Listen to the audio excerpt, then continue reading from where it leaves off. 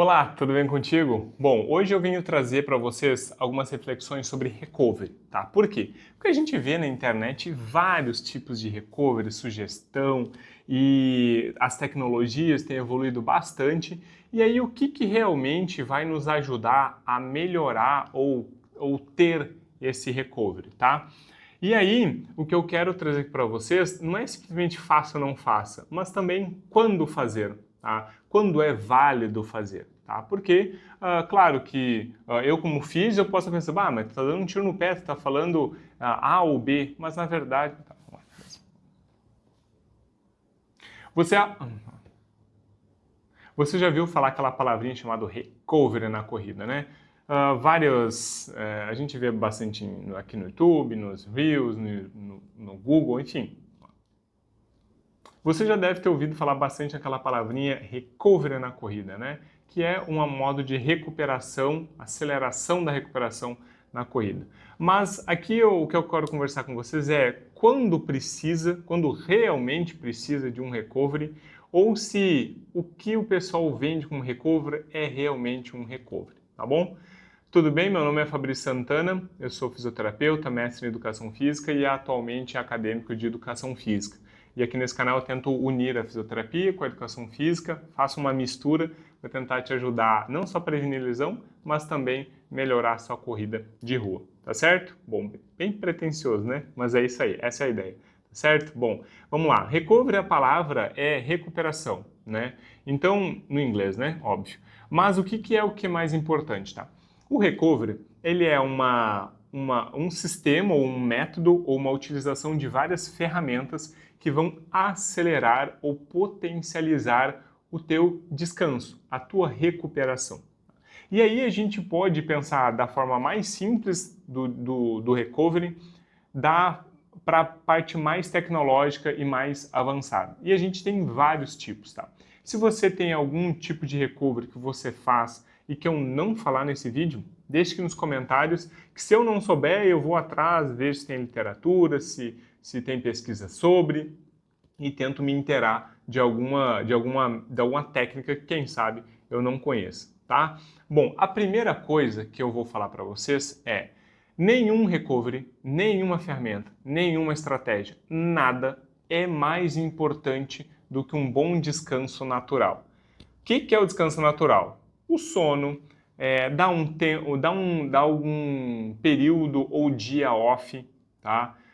Esses dois, o sono e o descanso de ficar deitado, vendo uma Netflix, sentado, lendo, parado, sem praticar um exercício ou uma atividade física, é realmente aquele que vai fazer uma diferença no teu dia, tá? Por quê? Porque essa é a forma mais natural, são características bioquímicas que estão influenciando.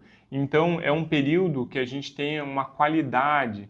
Então, enfim, posso trazer um vídeo sobre sono, mas aposto que vocês já leram bastante sobre sono e sabem da importância que ele tem, não só na questão cognitiva, questão de memória, questão de aprendizagem, mas também de recuperação das nossas estruturas de como um todo, tá? De forma geral. Bom, então o recovery, essa estratégia de descanso, eu vou tirar o que é natural, que é o dormir e descansar, ficar um dia off ou um turno off, tá? Então esse é o mais importante. Quando que eu começo a pensar nos outros recoveries, nas outras ferramentas, nas outras metodologias? Quando esse meu descanso e esse meu sono, eles não estão dando conta. E aí eu posso pensar de duas formas. Por que ele não está dando conta? Ou ele não está dando conta porque a sua qualidade e tempo de sono não está sendo suficiente, ou porque a quantidade de exercício e volume, sobrecarga de atividade física, trabalho e exercício estão sendo demais para aquele sono conseguir recuperar. E isso pode acontecer tranquilamente, de você ter 8 horas de sono, que seria excelente, tá? De 6 a 8 horas de sono, excelente, você acordar e ter a sensação de que não dormiu o suficiente. Tá? Então significa que aquele exercício que você está fazendo é bastante e não é capaz de só com o sono e o descanso conseguir recuperar 100%, certo? Bom, então, para isso que a gente lança a mão. Então, como é que a gente identifica? Bom, você está semana após semana, está começando a sentir o peso nas pernas. Aliás, eu falo bastante de peso nas pernas nesse vídeo aqui, ó. Depois clica ali que ele vai ficar, ele não vai fechar o vídeo aqui, ele vai simplesmente ir para a lista ali de reprodução. Tá? Então, clica aqui que eu falo sobre o que fazer quando eu tiver o peso nas pernas. Uma delas é o recovery, né?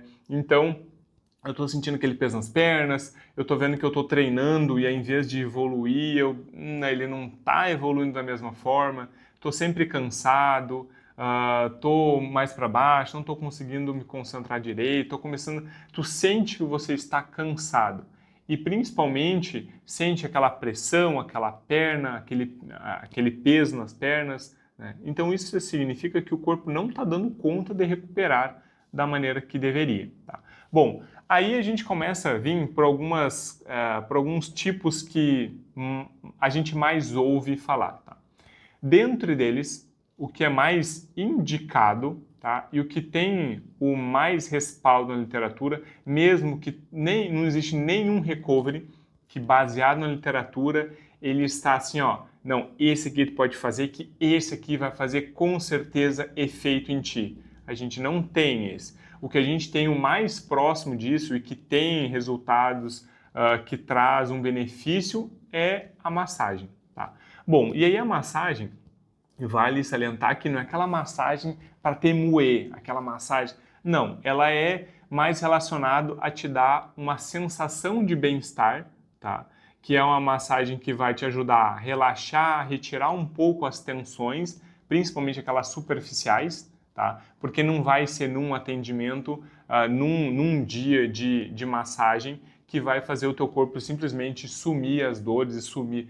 Vai te dar uma sensação muito boa e tirar aquelas tensões que são mais superficiais, que são mais leves, tá? Bom, a massagem ela pode ser feita com um massoterapeuta, com um fisioterapeuta, né? A parte boa do fisioterapeuta é que ele já vai começar mapeando o que está acontecendo com o teu corpo, tá? E começar a ligar alguns sinaizinhos de alerta para tentar controlar um pouquinho a mais do que só a massagem, tá? Então, faz uma avaliação com o fisioterapeuta, ele pode entrar com a massagem como um método de recovery um pouco mais agudo, um pouco mais ali emergencial, para tentar resolver alguns problemas e depois, ao longo prazo, ir lançando de algumas outras técnicas que também vão ajudar, com menos peso, mas também vão ajudar. A massagem, enfim, é uma das melhores que tem. Bom, e aí a gente vem com algumas coisas que também dão uma sensação de bem-estar, mas elas não necessariamente vão te recuperar mesmo. E aqui eu estou falando do gelo, que é aquela imersão de gelo, e também a bota pneumática, tá? Então aquela botinha que a gente vê, principalmente nas provas grandes ali, várias cadeiras ali com aquelas botinhas, tá? Então o que acontece?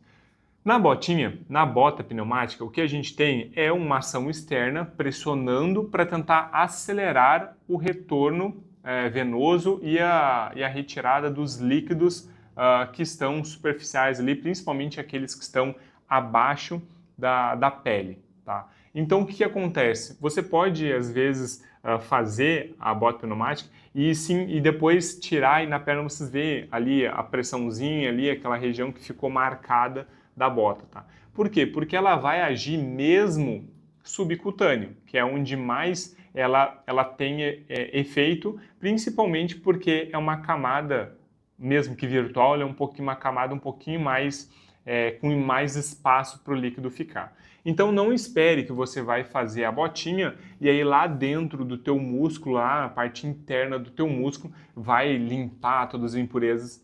Não vai acontecer isso, tá?